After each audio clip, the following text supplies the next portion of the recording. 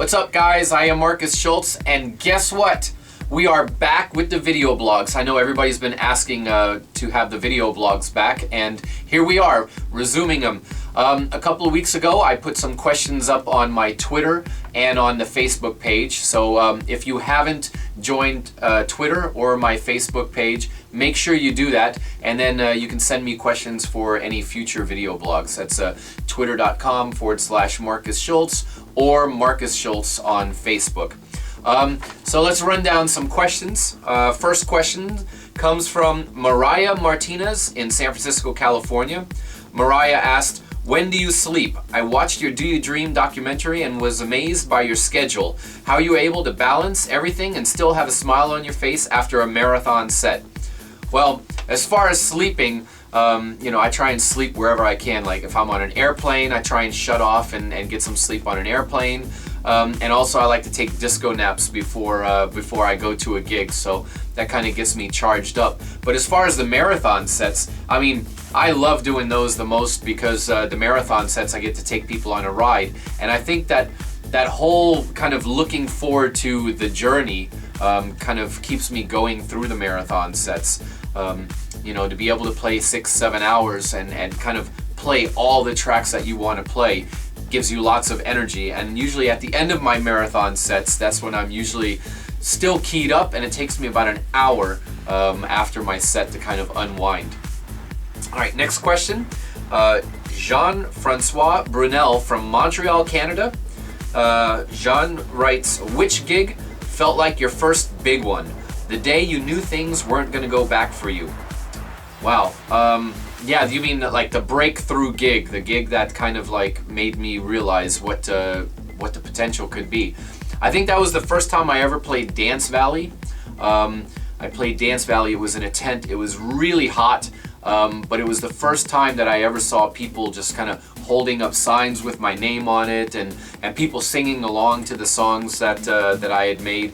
And I think at that moment is when it hit me, like, wow, this is like really, really crazy. Because, I used to play in clubs, small clubs, big clubs, raves, but never have I ever had that kind of experience from a festival crowd. And that's when I think I realized things were changing. Next question comes from Jonathan Parra here in Miami, Florida. He writes, "What inspired you about Miami to make a song about it for your new album, and what made you choose the name Dakota as your alter ego?" Well, the Dakota name actually comes from the street that I lived on when I lived in Arizona, so it was just taken from that. And as far as the song Miami, during my when I was creating the tracks, if I couldn't come up with a name for a track, the project title was just named after the city that I was in when I was working on it. And then afterwards I went in and tried to come up with cool names. That's why you hear a track named Katowice, which I did after the May Day event in Poland. Also Cape Town, which when I was visiting Cape Town, I had a day off and I just sat in my hotel room with my headphones on in Cape Town. And Miami I actually made one night here at home, on my laptop in my little office at my house, just headphones and my laptop, and so the project name was called Miami. And I always love to kind of give tribute to this beautiful city of Miami that I live in, so I just kept the name Miami for it. Next question comes from Amir Hussein in Newcastle, England. Amir wrote, "I recently saw you at Ministry of Sound in London for your all-night solo set. I'd like to ask you, how can you manage to stand for 6 or 7 hours straight? Does it not take a toll on your spine in the end?"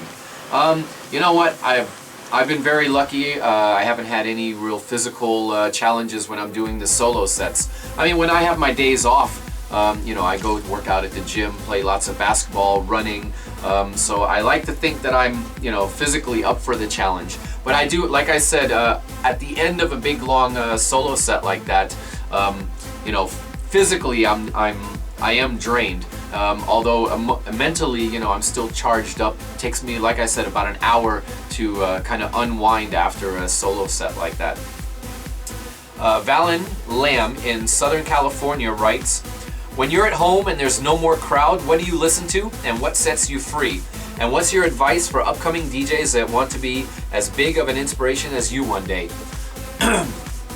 Wow, when I'm at home, you know, I listen to different stuff, different occasions. Like if I'm driving around in the car, you know, I might listen to some of my older sets just to kind of, you know, critique myself. I do that quite often. When I'm outside hanging out or relaxing, I like to listen to a lot of more chill out stuff because I find that the chill out stuff has really nice tranquil melodies.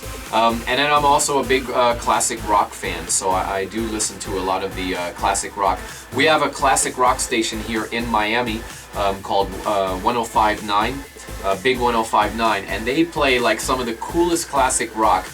So every now and then I'll pop that on. But as far as inspiration, you know, or advice for upcoming DJs, I always say this, but you really have to figure out what it is that's inside of you, who you are as an artist. My career didn't change for the better until I kind of focused on myself as an artist and did some soul searching, who I wanted to be known for as an artist, because you know, you can kind of go and chase after what everybody else is doing, but you know, if you're doing what you really feel deep down in your heart and you become successful, it's genuine and the passion is there. I've met a lot of people who kind of, you know, were hot for a quick minute and then they burnt out because they weren't doing what they really wanted, what was really in their heart. So I always say, you know, do what's in your heart, because in the long run, it's only going to benefit you. Next question from Borislav Boev in Bulgaria. He says, please tell us more about the Party 93.1 days when Global DJ Broadcast used to be a 4-5 hour marathon with all-star DJs. Do you remember any special stories from that era? Yeah, you know, those were magical times because we used to do that in the Party 93.1 studios.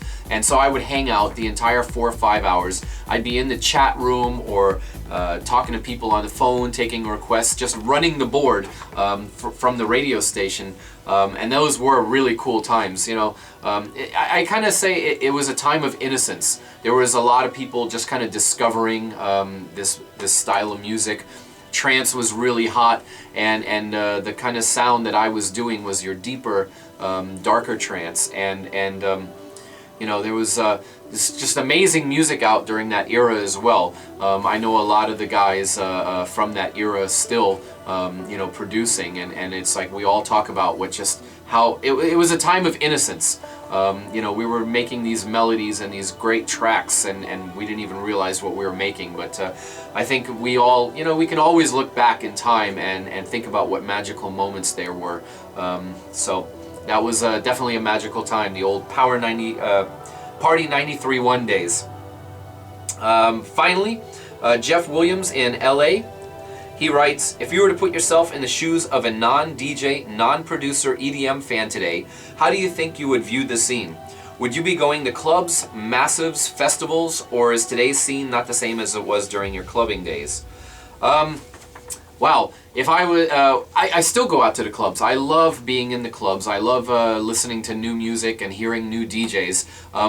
But I like going to the smaller clubs, and you know, I always say, you know, I know a lot of DJs here in Miami, and I always tell them, I say, you know, when I go walking into the room, you know, to be honest with you, I don't want to hear them trying to show off or anything, or playing, you know, big room trance stuff. It's like I want to come and hear what they are about, who they are as an artist, and so as a clubber, that's how I feel, and you know, going out to these clubs. And even if I wasn't into the DJ scene, that's what I would want. I'd want to go see some DJs who are really in tune with the vibe of the room, and just playing great music. You know, it doesn't matter what kind of music. I'm a big fan of all kinds of music.